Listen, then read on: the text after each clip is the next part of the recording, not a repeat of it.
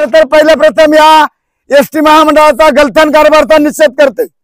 या ठिकाणी ही गाडी खरं तर वरून येत असताना आज या ठिकाणी जर घाटामध्ये असा अपघात झाला असता, आज किती माणसं होती गाडीमध्ये? 15 लोक प्रवासी होते। आणि आज खरं तर आज रविवारचा दिवस आहे, बाजारचा दिवस। त्यांना या गाड्यांना एकतर मी या ठिकाणी जाहीरपणे यांचा निषेध करतो। कुठली गाडी होती आपली? आंबा हत्तीला जाणारी ही गाडी आहे।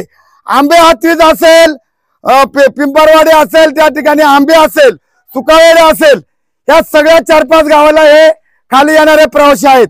आणि अशा प्रकारचं खरं तर हे मी यांचा खरं तर निषेध करतो। या ठिकाणी पत्रकार मित्र तुम्हाला धन्यवाद देतो। अत्यंत ही सरपंच भाई इकडे हे अत्यंत ही निंदनीय गोष्ट आहे। कुठल्याही प्रकारचा तो एक अधिकारी आणून ठेवलाय, तो आरगाडे का मारगाडे का बरगाडे, त्याचं नाव आहे आरगाडे। त्या आरगाड्याच्या बरगाड्यामध्ये लागतील एखाद दिवशी।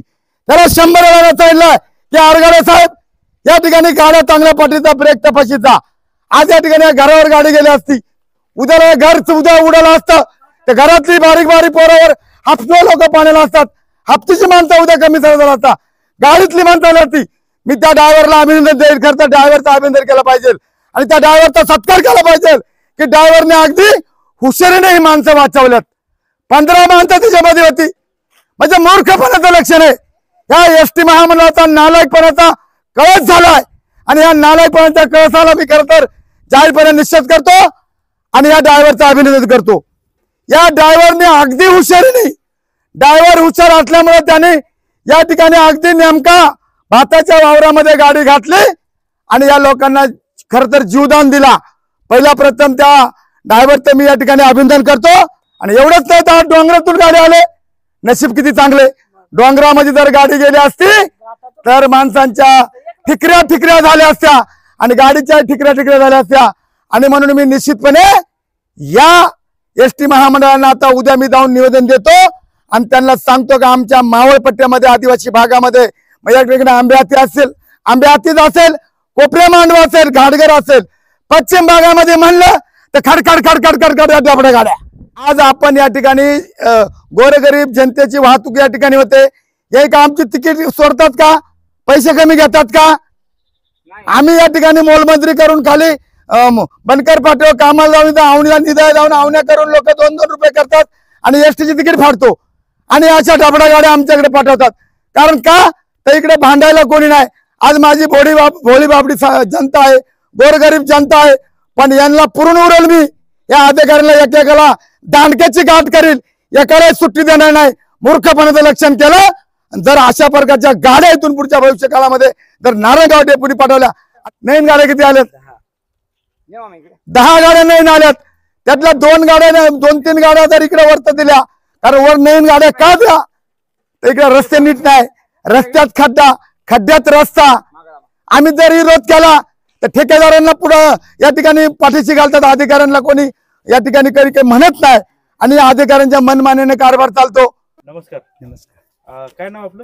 रावती राजेंद्र आनंद। तुम्ही काय काम पाहता? मी सुपरवायझर आहे। कुठं? नारायणगाव डेपो। नारायणगाव डेपो। ही आपल्याच डेपोची गाडी? हो। ह्या गाडीला काय प्रॉब्लेम आहे? आता ह्या गाडीची ही काल पण इकडे आंबे हातवीस मुक्कामाला होती गाडी, सकाळी परत खाली आली, नंतर 10 वाजता ही आंबे हातवीसला गेली होती, जुन्नर आंबे हातवीस। आता येताना आम्हाला असा मेसेज भेटला की सदर ड्रायव्हरचं म्हणणे ब्रेक लागला नाही म्हणून मी गाडी रस्त्याच्या बाजूला उभी केली, खाचरात नेऊन उभी केली नाही। साहेब ही गाडी गेली नाही, ब्रेक लागला नाही म्हणून त्यांनी बाबा इकडे समोर वस्ती असल्यामुळे बाजूला नेऊन मी गाडी साहेब त्या साहेबाच्या मूर्खपणामुळे चौकशीसाठी मी नेमकं काय झालंय हे बघण्यासाठी आता आम्ही इथे आलेलो आहेत। बघ आपण काही चौकशी केली का?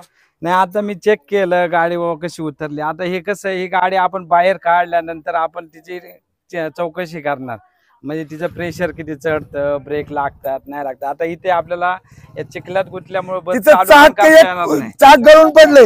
हो, ते आता त्याचं पण आपण म्हणजे तर्क बाहेर काढल्यानंतर लावू शकतो। आता जे आहेत ड्रायव्हर, हो, त्यांचं असं म्हणणं आहे की या गाडीच्या ब्रेकचा प्रॉब्लेम होता। तसं त्यांचं जर म्हणणं असेल तर आपण त्या गाडीचं मागचं जे लॉकशीट आहे त्याची चौकशी करून तसं काय रिमार्क असेल तर का काम केलं नाही किंवा काय झालं याचं मी चौकशी करून अहवाल वरिष्ठांकडे सादर करतो. आता माझं काम काय आहे, आता इथं त्यांचा मेसेज आल्यानंतर मी इथे आलो, लगेच चौकशी केली. आता मला म्हणजे बस आपल्या क्रेनने निघू शकते का, हायड्रो पाहिजे की, आता आपल्याला काय आणायचं म्हटलं तर नारंगावरनं आणावं लागतं. हायड्रो जरी म्हटला तर जुन्नरला नसतो. आता ही पाहणी केली, त्याचं म्हणणं आहे का बाबा ब्रेक लागले नाही माझ्या गाडीला, म्हणून मी बाजूला डाव्या बाजूला बस घालताना आल्यामुळे उजव्या बाजूला अशी कमी जागेत बस थांबेल अशी प्रयत्न केला मी. मग आता त्यांचं तुम्ही म्हणणं जबाब घेणार आहेत? हो, त्यांचा जबाब घ्यावा लागतो ना. आता ते मी आत्ताच आलो, ते आता कुठेतरी जेवण करायला गेले. जेवण समजा झाल्यानंतर जर ड्रायव्हरनी तक्रार केली त्या बसची, हो. तरी देखील जर बस पाठवत असेल तर नाही, आता तसं काय असेल तर मी त्याची चौकशी डेपोत गेल्यानंतर करन. आणि तसं काय असेल त्या ड्रायव्हरचं स्टेटमेंट घेऊन किंवा कोण जबाबदार आहे त्याला आपण घटनेला जबाबदार व्यक्तीला ठरवू शकतो. म्हणजे प्रत्येक गोष्टीचा आपल्याला मोक्ष लावावा लागेल. आपल्या जुन्नर तालुक्यासाठी किती हो, नवीन एसटी आलेल्या 10 आहेत? नवीन बस आल्यात. तर आपण आहे ना आता प्रवाशांच्या सोयीसाठी म्हणजे ते पुणे, जुन्नर, पुणे अशा टायमिंग आपण चालवतो त्या बस. त्यापैकी ह्या पश्चिम भागासाठी पश्चिम भागात संदीप सर काय होते की आपल्याकडे रस्ते अरुंद आहेत. काय काय गावात आपली बघितलं तर एसटी बसायला सुद्धा खूप अडचण होते. त्या बस थोड्या जास्त लांबीच्या आहेत. त्यामुळे आपल्याकडे इकडे म्हणजे त्या 10 पैकी एकही बस इकडे आली हो हो, आता काय बघा तुम्ही इथे गावात बघितलं तरी इथे बसती बसू शकत नाही, असे जास्त लांबीची. या बस कमी लांबीची आहेत आपल्या. आणि इकडे साईट वगैरे द्यायला पण प्रॉब्लेम येतो ना. नाही असं काय की आता हे कसं बस थोडी जुनी झाल्यानंतर कमी कमी समजा प्रेशर चढत नाही किंवा काय असं रस्त्यामुळे एखाद्याचं स्प्रिंग तुटली, खोबळा तुटला असे घडतात. पण तरी पण 10% प्रमाण आहे आपलं, जास्त नाही. रस्त्याची परिस्थिती आता तुम्ही मला सांगा, बेज वाटते आपलं आपटायच घ्या. अहो माझा मनका दुखतो अक्षरशः, मी रोज अपडाऊन करतो तर एवढा रस्ता खराब झाला. आपला गाडघरचा रस्ता थोडा बरा आहे कोकडेश्वर पासून.